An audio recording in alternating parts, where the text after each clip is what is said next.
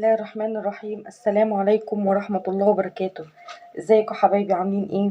ان شاء الله تكونوا بخير. زي ما انتوا شايفين كده ده قشر برتقال. انا شفت تجربة على النت بصراحة عجبتني، فقلت لما اجرب يا ترى فعلا الكلام اللي بيقولوه ده تجربة حقيقية وهيطلع بنفس الجودة اللي انا شفتها. فقلت هجرب معاكم، انا صراحة اول مرة اعمله. ده قشر برتقال وانا سلقته لدرجة ان هو خلاص، بصوا اتهرى خالص. يعني بصي مفيش فيه، مش جامد حتى انتي تعملي كده، لا هو مهري خالص. الحلة دي كانت مليانة لحد هنا، يعني كنت مليانة لحد فوق، سبته يغلي يغلي لحد ما المية قلت خالص. والقشر طري قوي، يعني انا لما اجي اضربه في الخلاط ما يتعبنيش. زي ما انتوا شايفين كده انا ما عملتش اكتر من كده.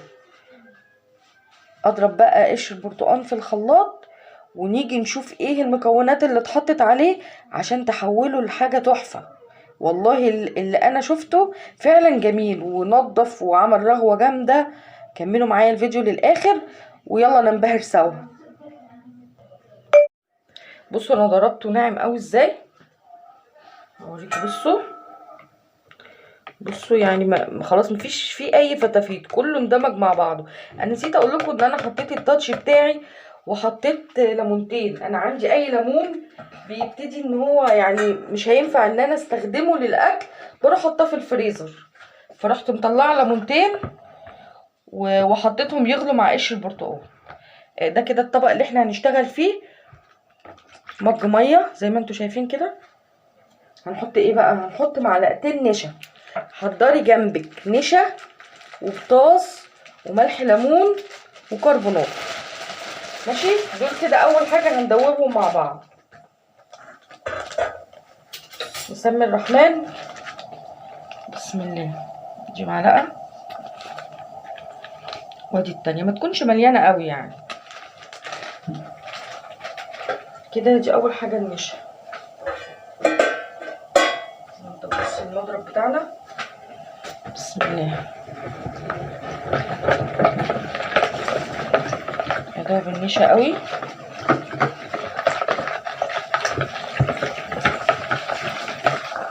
دوبيها كده ما تبقاش متكتله.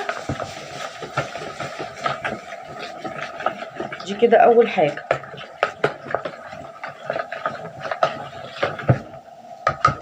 ماشي. وبعدين نجيب العلبه دي نحط فيها ايه؟ معلقه بطاطس، بسم الله. بس انا البطاطس اللي عندي لقيته ماسك، هما دول كده بمقدار معلقتين. المعلقه الصغيره بمعلقه الشاي، مش المعلقه بتاعه الاكل، ماشي؟ اجيب لها بقى نص كوبايه ميه، بسم الله. خلي بالك بقى لان طبعا البطاطس ده بيطلع ابخره كده مش لطيفه، بعيد كده ودوبي.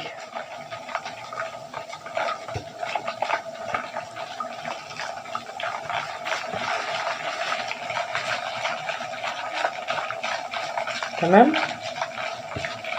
افضل بقى لما ادوب كده خالص. انا مش راضيه افصل الجزء اللي انا بدوب فيه عشان تبقوا معايا خطوه بخطوه. ده كله تمام اهو. بصوا ما تسيبوهوش الا لما كله يدوب. لو في اي حاجه لا خلي بالك عشان ما تكلكعش، عشان الخطوه اللي جايه مهمه. الخطوه اللي جايه اللي هي اداه الربط اللي هتخلي الصابون يعني زيه زي الجاهز بالظبط.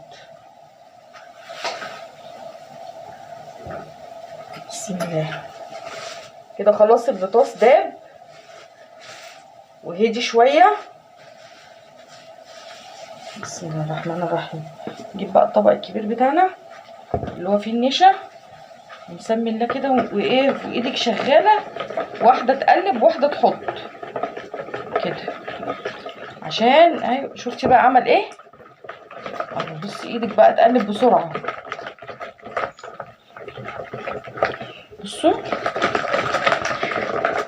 تفضلي تقلبي كده النشا مع البطاطس. بصي عمل ايه، عمل ماده جيلاتينيه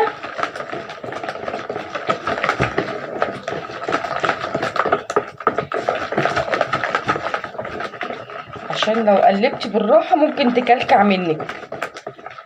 خلاص كده بقت الدنيا تمام. خلاص كده مفيش اي كلكعه خالص، والله اكبر عليها، ماشيه زي الفل زي ما شفتها بالظبط. نشوف بقى ايه الخطوه اللي بعد كده.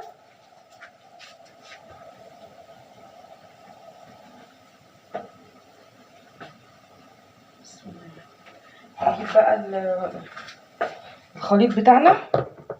بسم الله الرحمن الرحيم.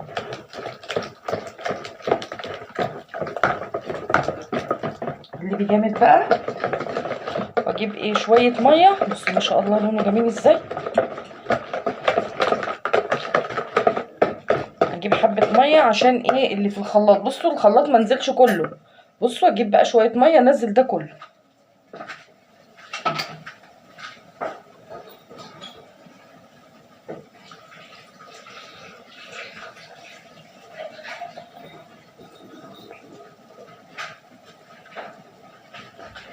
بسم الله. واقلب. تفضلي تقلبي كده لما تحسي ان ايه كله اتمزج مع بعض، مبقاش فيه حته. بصوا كده حته مثلا على جنب كده انت ما تقلبيهاش بالمضرب، لا خدي كله معاكي.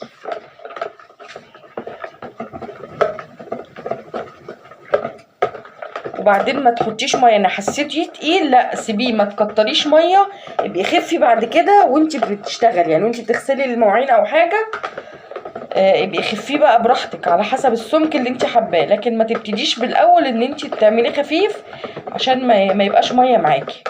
والله لحد كده يعني انا مبسوطه لحد الدرجه دي كده الدنيا تمام كده، حلو كده زي ما انا شفته فعلا في الفيديو، ومفيش اي حاجه. يبقى انا كده ماشيه صح تمام. بعد بقى ما دوبت كل الكلام ده كويس، خلاص انا مش حاسه ان في اي تكتلات عندي كله. بصوا لو في اي حاجه اكيد كانت هتعلق في السلكه بتاعه المضرب. نعمل ايه بقى بعد كده؟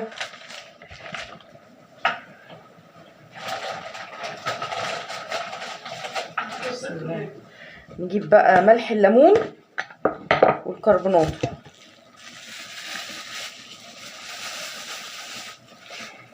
برضو معلقه ملح ليمون بمعلقه الاكل، ماشي. وكربوناته برضو بنفس المعلقه. الحاجات دي اصلا يعني انا في الخلطه العاديه اللي انا بستخدمها بحط ملح ليمون وخل وكربونات وشويه صابون سائل. بس طبعا اكيد يعني قشر الليمون وقشر البرتقال، الزيوت العطريه اللي في القشور برضو بتساعد معاكي على النظافه، بتخلي الحاجه تبقى نظيفه وريحتها حلوه. طبعا ريحه البرتقال وقشر الليمون ما شاء الله. ماشي كده ايه، قلبنا ملح الليمون والكربونات. فاضل اخر حاجه بقى شويه صابون سائل من اللي انت شارياهم من بره، عشان بيبقى فيه جليسرين، فيه مواد ربط، هتظبط معاكي الدنيا. حطي شويه كده مقدار نص كوبايه. الله اكبر الله اعظم، بسم الله وحده. تمام كده.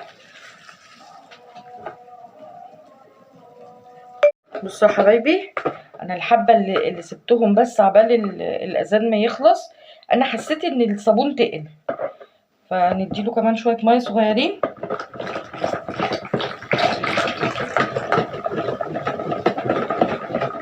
كل ما بيقعد كل ما بيتقل.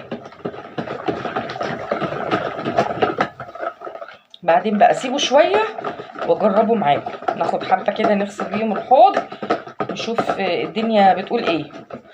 والله اللي عمل الخلطه دي قال تنفع للسيراميك وللبوتاجاز، وطبعا قبل كل ده المواعين، وممكن تمسحي بيها تغسلي بيها المطبخ نفسه الألموتال. فاحنا كل اللي عندنا هنجرب بيه. تمام. اول حاجه السيراميك اللي ورا ده، بصوا انا هوريكم دلوقتي ايه الدنيا. وقلب ليفه كمان، مش هنجيب سلكه ولا حاجه، نجيب بس ليفه تكون حلوه كده. بسم الله. ايه، عايزاكم تركزوا معايا يعني ايه. بصوا كده، بصوا الحته دي، بصوا الحته دي كده عامله ازاي.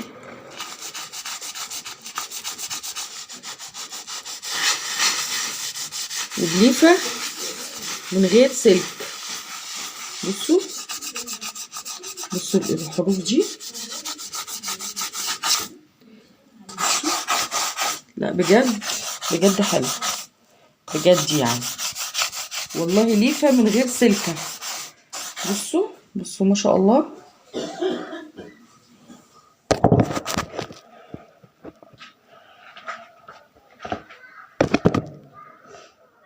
فين كده، دي الكميه اللي انا عملتها. دي ازازه 2 لتر بنص كوبايه صابون ومعلقه نشا، لا معلقتين نشا ومعلقتين بوتاص ومعلقه كربوناتو ومعلقه ملح ليمون. اتمنى تكتبوا المقادير اللي انا قلتها، لان انا برضو مش حافظاها، انا كاتباها. نجرب بقى بعد ما سبته شويه. بس هو بجد ما شاء الله عليه، اللهم صل على النبي، بجد يعني تسلم يا عم الحاج بجد يعني. هنا في شويه ميه، بصوا بقى بسم الله. بصوا تقل برضو عن ما انا حطيته. ما شاء الله ما شاء الله. بصوا انا حاسه يعني ايه، يعني وانتي بتدعكي كده تحسي الزحلقه دي بتنضف، يعني الكربوناتو بقى وملح الليمون بيعملوا احلى شغل. لا حلو حلو بجد، خلى الحوض ما شاء الله عليه. والسيراميك اللي هنا برضو، يعني انا في هنا بقى طبعا مكان الطرطشه بتاعه البوتاجاز، احطها بقى كده واسيبها عليه شويه، وبعد كده اجي اعملها بالليفه. يعني بسم الله ما شاء الله، اللهم صل على النبي بجد يعني. اتمنى تجربوها، وان شاء الله ان شاء الله هتعجبكم. ما تنسوش تحطوا اللايك وتكتبوا لي كومنت حلو وتدعوا لي دعوه حلوه من قلبكم. والسلام عليكم ورحمه الله وبركاته. لا مش قصدي.